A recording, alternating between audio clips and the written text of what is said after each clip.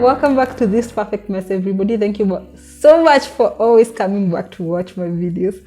And once again, I am joined by this beautiful human, Dennis. Beautiful.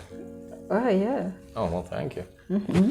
So today we will be discussing 1, 2, 3, 4, 5, 6 points that we think, from each and everyone's perspective, from my perspective, from his perspective, that are red flags in dating. Mm-hmm. And yeah, for me, it would be like red flags in early dating. Mm-hmm. You know, I'm sure we can make videos about like red flags of like dating someone for 10 years, but we haven't dated each other for 10 years. So yeah. Maybe if you follow us in 10 years, we'll record one. We'll tell you, like someone talking in the morning, that's a red flag. Anyway, so I'll go. Why are you laughing? Are you guilty? Do you talk in the morning? Story for another day. First point. Oh, okay. For me, I wrote someone that has no boundaries. Okay. And this... Can you explain? Can you give us some details? Yes, for me, this goes to their interaction with the opposite sex. I found myself in a situation where, okay, I had this neighbor. We were living, my sister will know the person I'm talking about. So we were living in an apartment building, and there was this neighbor we were interacting with. He was married. We were interacting with them as a family. And then one day, okay, I was going to the gym. So I had built up some muscles and I was looking fine. So anyways, one day they called me up to their house, and because we were used to like going to each other's and talking, he just told me in front of his wife that your nyash is growing. Can you give my wife tips? Oh, you have to explain to people what nyash is. Nyash is your behind, your bam bam. And at this point, I am so uncomfortable. Oh, it's just like a stranger, right? You don't know him that well. It's not like he's like... No, we were interacting, but but not in that way. You know, there is no one that we can interact to that point. Yeah, that's unless really we are cringy dating to say something like that. Yeah. I got so uncomfortable. I sat in their kitchen seat until he went to the bedroom, and I walked out. And the thing is, I called them out because afterwards I texted the wife. I told her I want to talk to you, and then I told her I wasn't comfortable because before he had made comments about my thighs, and I told the wife I am not comfortable about you guys, just like, especially your husband making such comments to me. Well, yeah, it's a clear sexual reference, you know, especially for a guy that kind of like, you know, you treated him as a friend, you know, as someone that you would talk to, and kind of stepping over that boundary and kind of going into this kind of sexual reference, sexual subject with the person that's not... I mean, even if I was that guy, I wouldn't be making those statements like in public, you know. Sure, I can make it like personally for you, right? But not like in front of someone. That would have been... Yeah, if we are dating, right? Well, yeah, that's what I'm saying. But for a stranger, that would be like, like a... Cringeworthy. Yeah, cringeworthy. And the funny thing is the wife was supporting him to do that. I think that to them that was the standard of openness, but to me that was the standard of BS. And I think also for me it's PTSD from like abuse and stuff. I don't want someone that's making comments about my nyash.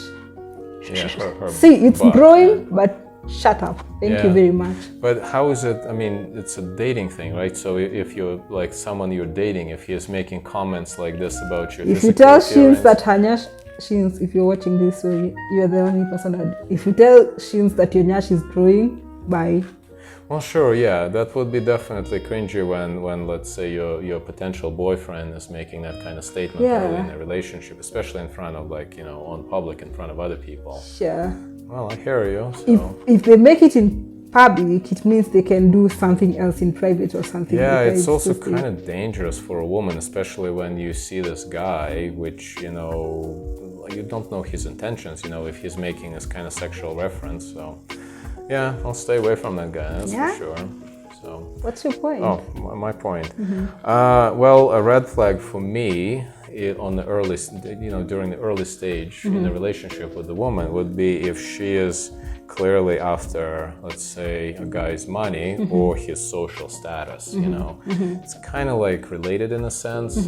By social status, I mean, obviously not me, but let's say celebrity, influencer, you know, when her whole goal is to go with me to get that from me, you know, either it's money or get some, you know, status or whatever. I'm sure it's kind of like universal among many guys. Yeah. You know, it's not something that I came up with, but that's definitely a red flag. Because, you know, there's a lot of names for it, but for me, kind of like, you know, just it just shows that, you know, she's clearly using you. Yeah. And that kind of stay away, even though, as my previous relationship had shown, it's not easy. Basically, it's easier said than done. But that's definitely a red flag. So how do you tell that someone is, because I think mostly, I'd say for influential people, I think the puzzle is, how do you tell someone that's genuinely concerned about you, genuinely loves you, and someone that's just take after what you have? It's very hard. Yeah, it's, you know, I think it's hard. It's very hard. You know, I've read actually so many stories from celebrities that say that it's virtually impossible for them to date. Obviously, I can't relate to that, but even from my previous experience, it was very hard. You know, for me, you know, the girl was going after my money, and it's just, I realized that way late when I was so deep into that relationship, so that my brain was kind of like feeding me lies, so to speak, you know, and I was blinded. But yeah, so that's definitely, I'm sure a lot of guys would agree with me, but that's kind of like a number one from like a male perspective. Yeah, but I think from a female perspective, I'd say the guys that are watching this, just play it cool at first. Just don't, you know, like they're like we were saying in the dating site experience video, there are guys that just can't talk about anything apart from their work and whatever. So that way you put yourself out there. Oh, sure, yeah, if you flaunt it. Yeah, it will be very hard for a woman to be especially so if a woman is just interested in that part of your life, it will be very hard for them to be objective. Sure, yeah, if you put out like your cool car, or you put out your like cool trips you were in, or like some, you know, whatever, like money or like your phone, yeah, you'll attract a lot of attention that you might actually not need. So that's a good point. Yeah. So what's next on your list? I personally, a man that has a fragile ego. Red flag. A man with the fragile ego. Yeah, someone, you know, in some situations you just have to walk like you are walking on eggshells. So you have to, for women, if you have to ever dim your light so that someone feels comfortable, that's a no to me. And if the only way a man feels a man is by you serving them, I also think that to me is a red flag. Like a traditional type guy that expects you to like serve and cook and clean for him. Yeah, I am not against those things. I cook, I clean. She does, yes. But I don't want someone to expect you to do me to do it, and also to measure my worthiness by what I can do for them. I want them to know if I can't cook, we can also eat if they can. You know, those things. And also like someone that has also a fragile ego is someone that tells you things like, oh, you text me with capital letters, or you know, like those stupid things that are just say that? Yeah, someone told me like, you text me with capital letters, but I think he was just picking on me. And someone that says you don't respect them just because you question what they say. I think that to me, I can't deal with it. Yeah, I hear that there is a lot of this kind of old school mentality, especially from guys, you know. Definitely in Kenya, I'm not sure about Africa, but I can tell a difference, you know. Yeah. Let's say the West is kind of like a little bit more progressive in this sense, but especially here in Africa, there's a lot of men that would expect a lot of like kind of like a domestic wife, so to speak, you know, that stays at home, that kind of like cooks and cleans and kind of like, you know, doesn't really interrupt her husband, you know, that kind of stuff. Yeah, it's very old school, and unfortunately I see a lot of it here. So but can I also say that I'd say in the generation of our parents, and also, I'm not saying it's totally okay, but it's okay. It was acceptable for them. It was acceptable because like the man would go out and earn and bring bacon home. So my mom, it's just right for her to contribute and cook and stuff. But then in the current generation, I'm going out to work, you're going out to work. When we come back, I don't expect you to sit on the couch when I'm dying in the kitchen. And also, do I need to mention that I was seeing this guy that told me, we were just seated chilling, and then he told me to warm his tea. And I'm thinking, why? Because I had seen the attitude. I'm thinking, why do I need to warm your tea?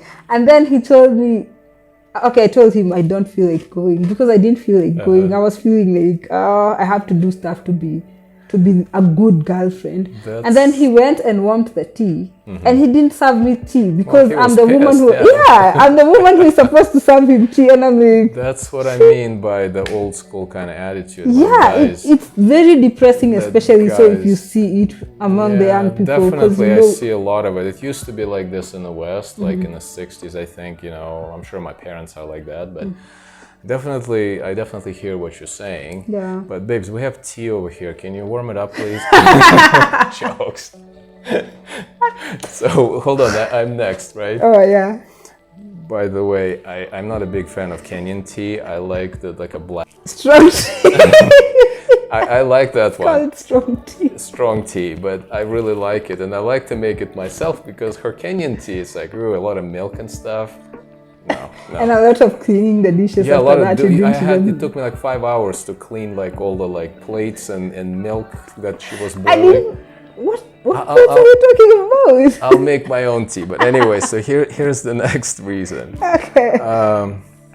Sorry for derailing the conversation. Okay, now for me, when a woman gets upset for no reason, or when she starts accusing a guy of things, or me in that case, of things that I hadn't done, well, again, it's kind of like example from my previous relationship, when she went, well, just kind of like a quick example, she went out. And originally she told me that she would go with like her girlfriends. It was like a little house party. At the time it was a long distance relationship, so I was in US and she was in Kenya, so obviously I couldn't, check and stuff. And she said, "Yeah, don't worry, we're gonna go out. It's just like a girls' night out, no guys, don't be afraid of anything." And then I think the next day she tells me "Oh yeah, by the way, there was a guy, there was a neighbor, and he was single, it turns out, and then he was also kind of like her age." Obviously I started asking questions, and she just, didn't want to answer, and just kind of basically started blaming me. When you say something and they change the subject, kind of use the straw man kind of argument, and start accusing you of something else. But so that point definitely is a red flag, especially when she just, tells you something, that the story changes, or when she gets upset, when you ask a follow-up question and she's like, why are you asking this? What about you? You didn't do the dishes last night or something, totally unrelated stuff. You actually didn't do the dishes last night. Oh, crap. But anyway, that's my point. All those kind of moments when she kind of blows up for no reason, and that basically means that she's already seeing someone. Probably applies, from the opposite side as well. It means that the person is already seeing someone, and she or he is just trying to kind of find ways to dump you, or you're kind of pissing them off at this point. Yeah. So they're just picking on things. So picking on things is actually that's what I'd say is. Especially if someone asked me for a break, I swear I said never. You want a break? Okay, long holiday, bye. Well, yeah. Yeah, because it's just people start picking on, you write for me in capital letters, you didn't want tea, that you part didn't is definitely just picking, ridiculous stuff, and then they get angry. Yeah, it's just picking on me. Okay. My next point was when someone is inconsiderate. Oh, well, yeah. And I'd give an example of girls. If you go for a date with a man, they have to ensure that you get home. That for me right now is the standard. Simple things, but it's, especially in the evening, right? Yeah, especially in the evening. And you might think it's simple until you meet a person like me or has darkness phobia, if there's something like that, I'm never out at night late unless I'm with Dennis or unless I have to be like with other people. But this, I was in this like also relationship that I was going to see him like for a date, but then he doesn't even care how I get home. This guy has a car. If you're watching this from Nairobi, you know, like Westlands, I was living in Lavington then. So from Nairobi, from Westlands to Lavington, it's barely 5 minutes. And he couldn't. It's not going to take him long to do that. Yeah, he couldn't drop me off. I would take him Matatu, and then, of course, Lavington, there are some places that Matatus don't get to, and they would drop me off, and my friends would pick me. Yeah, that's obvious. It's just not just dating, but kind of like common courtesy, you know, especially when you are with a woman and, you know, well, Kenya is not the safest place at night, you know, certain neighborhoods. Yeah. Nairobi even, but definitely, even if it's like, you know, safe area, to make her feel safe and, you know, secure, just go like 1 extra mile and just drop her off at her place. So yeah, that's kind of like no-brainer for sure. So, what's the next one? Yeah, well, you had a good one. Let's see. Well, my next point would be like unequal involvement in a relationship. So by that, well, again, one of the examples from my previous relationships, let's say she stays at home with her friends or with her mom. She has no intentions of studying or getting a job, and I'm basically providing everything. You know, she doesn't even consider like getting a job. I understand people can be in different, you know, situation in their life. You know, they may be in transitional period, you know, when you go from like studying to getting a job, but from losing a job to getting another job. But this one, at some point I was asking her, well, do you plan on getting a job or anything? Because originally during our dating stage, she was telling me that she wants to be a CPA, she wants to be a nurse, she wanted to be, you know, all kinds of things.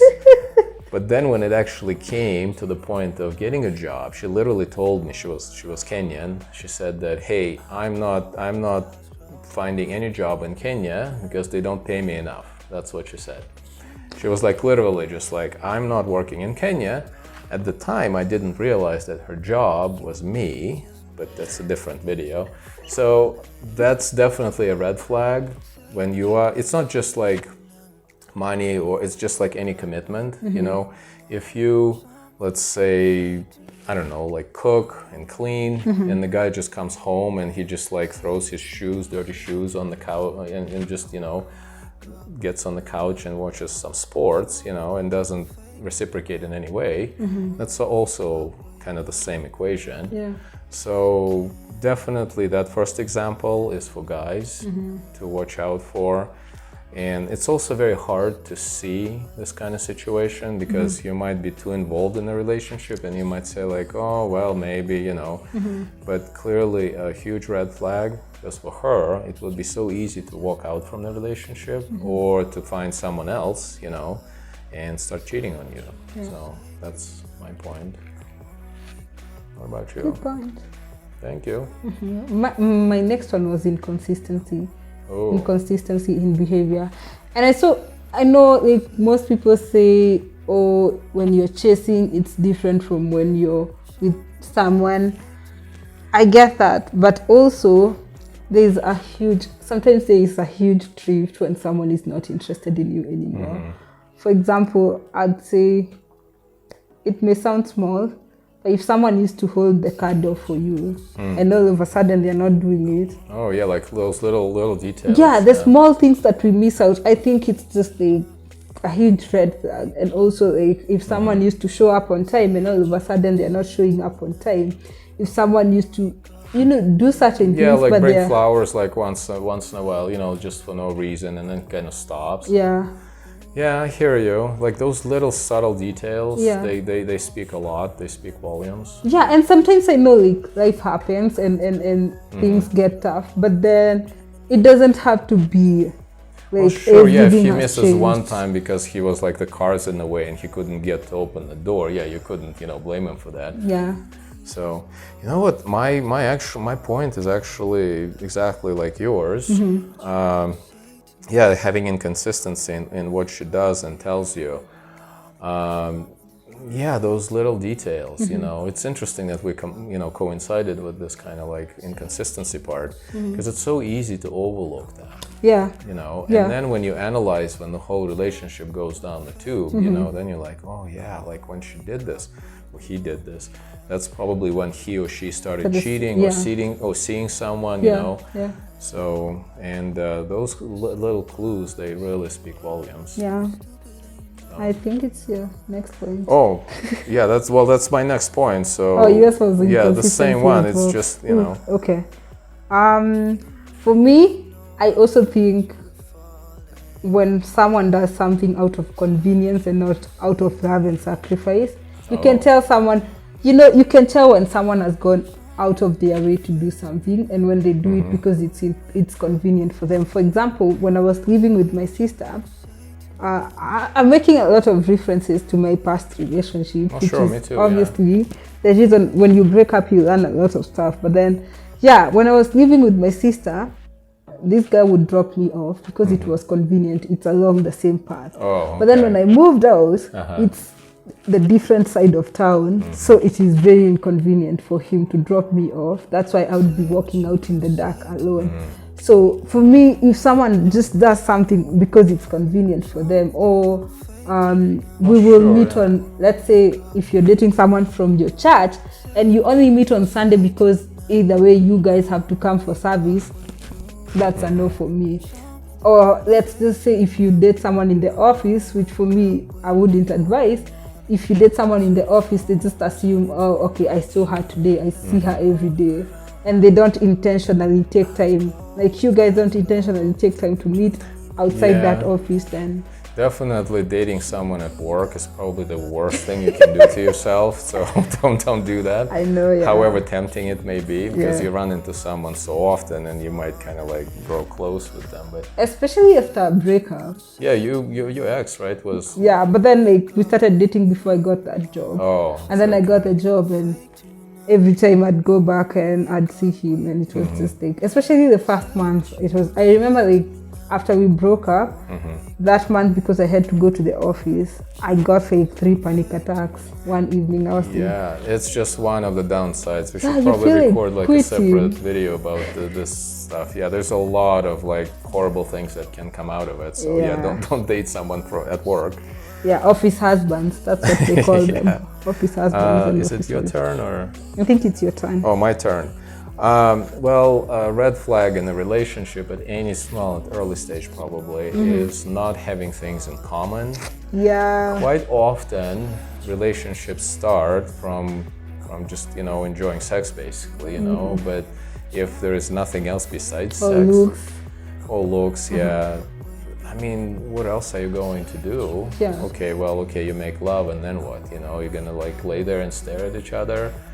Yeah, what usually happens in that kind of situation is that the guy goes for like TV or computer, and the woman goes for her phone, and they kind of like basically stay apart. Yeah. But yeah, that's a huge red flag. You have to have something in common, you Yeah, know? yeah. I mean, you obviously can't match 100%, Yeah. because then it will be kind of boring. It will be kind of like being with yourself pretty much, Yeah, you know? yeah.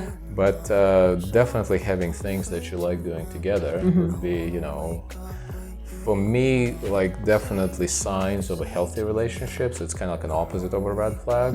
So I would kind of add that. Yeah, and what you said, it doesn't have to be 100%. Oh, sure. Because I also think like people take it a little bit too far, and you're looking for a clone of yourself. Like just 100%. Yeah. It just have to be different so that it can be a little bit sweet. Yeah. For example, like when you do something, remember like I was reading this book and I had to ask you because it had a little bit of computer, and because you're a software engineer, I had to ask you some of this stuff. And then when you're doing taxes for your businesses, for your business, or when you're doing something accounting, I explained to you, and it doesn't have to be like 100%. Sure, yeah, you can't match. For example, like in terms of like the podcast that you listen to and what I listen to, it's totally different. You can't match 100%, but definitely you have to have some common ground. And yeah, she's a CPA, by the way, so which is kind of helpful, you know. But for her, it's like, like what she was referring. I'm a software developer, so I can help her with software, and she can help me with numbers, accounting and stuff. Yeah. So, but we don't match 100%, obviously. Yeah. But for me, to be honest with you, if you were like a computer developer chick that knew exactly what I'm doing, it would be kind of boring. It will be like, okay, we'll be talking about that stuff, and then we'll be like totally clueless about the rest of the stuff. Yeah, we actually fall asleep at everyone's. Like when I try to explain to you my accounting stuff, Yeah, I zone out, and when I tell her about my software stuff, she just like. So yeah, it doesn't have to be 100%. Yeah. Don't take it a little bit. Don't take it too far, guys. But then, like, for me, I'd say the most important things, the values have to align. Like, what's important to you. For example, if you think like hitting on other 3 women is okay. Yeah, that would be kind of bad.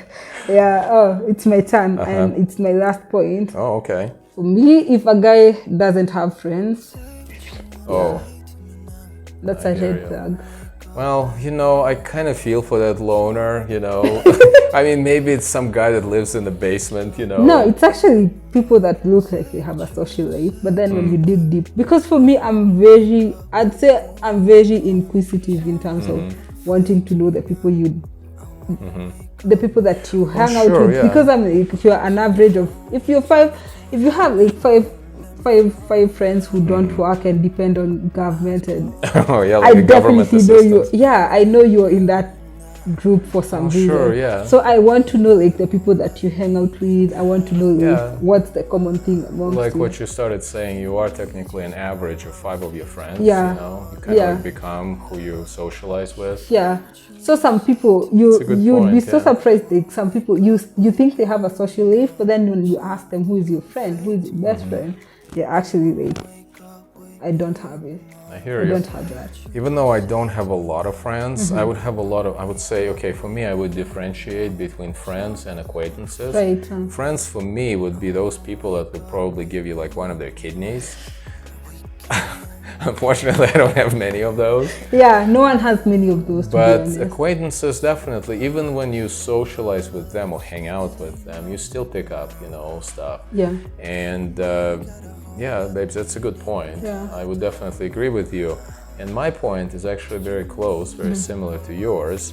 In my case, I would say that if she doesn't want to introduce you to her friends, or if she like flips out, if you try to kind of like get that from her, that would be a huge red flag. And the reason she would be doing that, well, as I know, on my own bad experience in my past relationship, is that she is definitely up to something. Yeah. And she just doesn't want you to find out. In my case, she was kind of like priming me to be her money boyfriend, but and she just didn't want me to, get that from her friends, if she had any. And that's a red flag. For me, I kind of like, even though I was still with the rose-colored glasses at the time and I was deeply in love, but it was definitely just a huge red flag that kind of started giving me apprehension of something coming. Yeah. But so that's what I definitely would add. There's actually something, I think maybe it's a street saying, I don't know where it came from, but they say like love is like coughing. You can't hide it. You can't. Yeah, but it would still come out. It just comes out, and there's something about love that you just want to, not necessarily show it to the world, but at least tell your closest friends. There's this guy that I'm seeing. Like for me, it's just like she can tell. I would come home and I'm like, oh my God, there's this guy, we're saying this and this and this, and it's hard for you to just say you're in love with someone and no one knows about it. So. And the thing is, obviously, I'm not talking about like very early stage, when you just met up on the dating app or wherever. Yeah. And obviously, I'm not talking about introducing me to her parents or to her, like immediate relatives. Yeah. So obviously that has to come later. But just kind of like best friend, at least mentioning me, at least like me having a phone of the best friend, at least me like exchanging a couple messages with her. Especially when it's long distance. Oh yeah, long distance, guys. For example, for us, we had a 10-hour difference when we were in the US, and things happen. And I think that also can come as a security measure. If things happen, something can happen to you, and I can treat you on phone. But when I have some backup number. Some backup number, it's also a security measure. So other than that's why you would get it. But if the person is hiding it or telling you like, no, I don't want to give that, or they're not available, or they don't have a phone, that's like a huge red flag. Yeah. Well, I think I'm kind of done with my list. Yeah, we're done with the 6 points, and thank you so much for always coming back, and thank you so much, guys, for watching this video. If you like it, make sure you give it a thumbs up, share it with someone that needs it, and also don't forget to subscribe if you haven't. And until next time, see you guys. Bye.